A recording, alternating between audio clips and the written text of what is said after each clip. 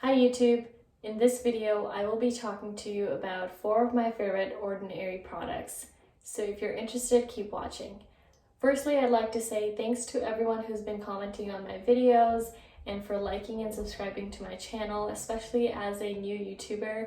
It is very encouraging to have your support and to have your engagement because that's the whole point of making these videos for me. I want to talk to other people, share my experience, and learn things from you guys. So keep the feedback coming, keep the comments coming, your questions and your concerns. So thanks for that. Firstly, I'd like to talk about Ordinary's Niacinamide 10%. I have this bottle here. I believe I just cracked this open not very long ago. I've been using this product for a few years, and I think that this particularly helps me deal with dry skin and flaking skin that I get when I first started with Tretinoin. Now the dry peeliness has stopped, and I think that this is also helpful for people with oily skin because it helps with sebum regulation. It's an antioxidant, so it helps with sun damage and dealing with redness and hyperpigmentation. Did I say hyperpigmentation already? I'm sorry if I'm being redundant, but this does have many benefits. So this is friendly for all skin types. I think everyone out there should incorporate niacinamide in their skincare routine. Niacinamide is a compound that actually penetrates the skin barrier and actually helps the skin barrier with encouraging ceramide production and stimulating keratinocyte differentiation, which helps your skin turnover faster and help with fine lines and wrinkles, and also with yellow sallow skin. So it has multiple benefits. I cannot imagine my life without using products with niacinamide. I do understand the people who tell me that niacinamide is stinging to them, especially these days when I've been having a lot of irritation around my eyes. I think with itching and rubbing my skin, like my eyelids, I find that niacinamide is very stinging. So I think that if you are someone who has really dry, irritated skin, you could find niacinamide to be stinging, but keep heart, it does dissipate, the stinging does dissipate, so make sure you continue using it. Just bear with the stinging for a little bit. It's not bad for you. Niacinamide is something that our body naturally produces and consumes and absorbs even like orally. So don't be scared of niacinamide. I know that there's a lot of people out there who don't like niacinamide, not only because of the stinging, but they say that it breaks them out. If you are, for me, when I use niacinamide every day in the winter, it did cause me to break out a little bit, but that could have been also because I was new to using Tretinoin at that time. But when I use this once every night, it has not broken me out. In the summers, I feel like I can use it more often. I can use it in the mornings as well. It does not break me out whatsoever. The great thing about this product is not only is it super affordable, it's highly potent. It doesn't have to be extremely potent for it to be effective, but it allows me to use lesser of this product and still get the same effect and increase the longevity of this product and incorporate other ingredients into my skincare routine. So that's something that I really love about this, and it's very easily accessible to my fellow Canadians. So I love that. It's also fragrance free, like most Ordinary products. I think all of Ordinary products are fragrance free. Okay, so the next thing I want to talk about is the Ordinary's natural moisturizing factors. I've been using this for, I think since last year. It's almost been 6 months since I've been using this, and I have to say I love it. It has urea, it has amino acids. Amino acids and urea are basically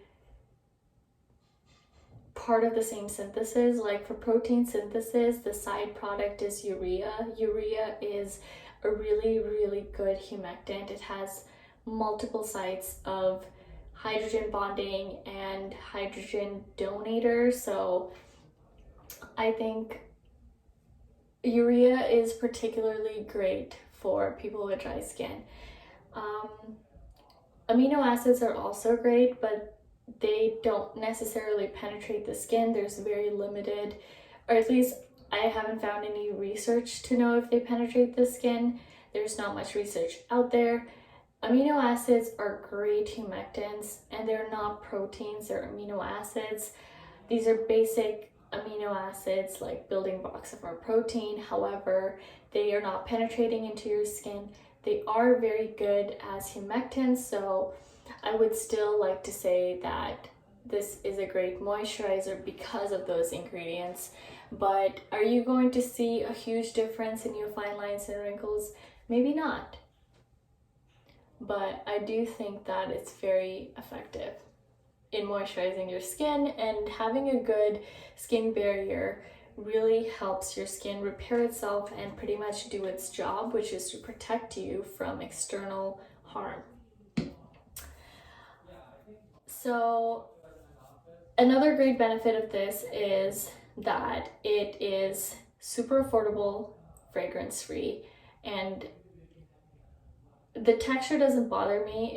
It's great for people with dry, sensitive skin like mine, but it's also, I think, something that people with oily skin would appreciate because it's very, very lightweight. A little goes a long way, and I just can't imagine, like, I don't have anything bad to say about this. I have no complaints. Next product is actually a glycolic acid product that I've been meaning to talk about for a very long time. I've been using this for over 6 months, I think maybe 6 to 9 months. I use this for my dry skin on my body. I use tretinoin for my face, so I find that glycolic acid is a little bit too irritating for the skin on my face, so I like to use this for my body. I have a second bottle here ready for me because I just finished this one. Glycolic acid, because it's such a small molecular size and molecular compound, it actually penetrates the skin, helps with hyperpigmentation, it's a humectant. So I like to use this particularly on the skin on my legs because I'm prone to, I have really thick hair, and I have thick hair on my legs too. So I'm prone to ingrown hair because I shave my legs. So I find that it really helps me with ingrown hairs. I don't have as many ingrown hairs as I did before.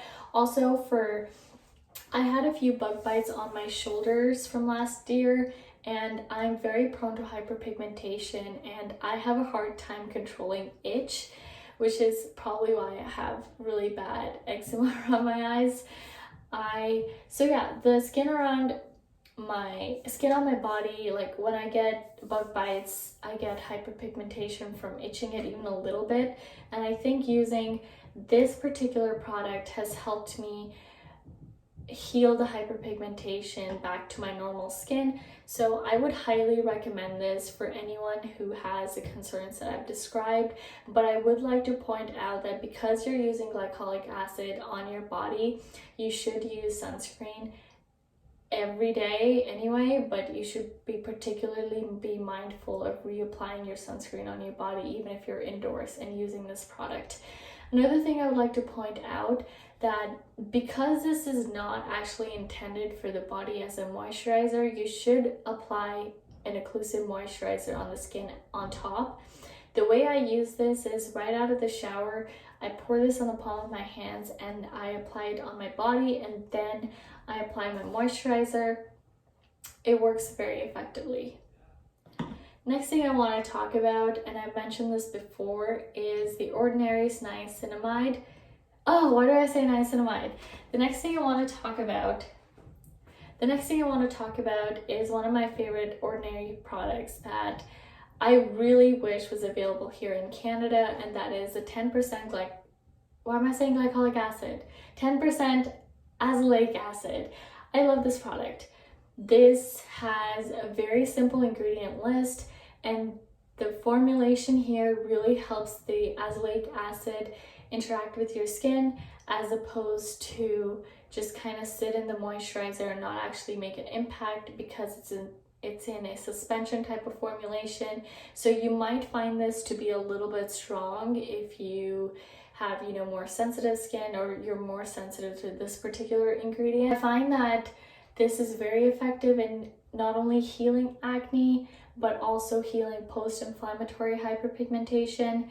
This is not helpful for dark spots that are kind of like because of sun damage.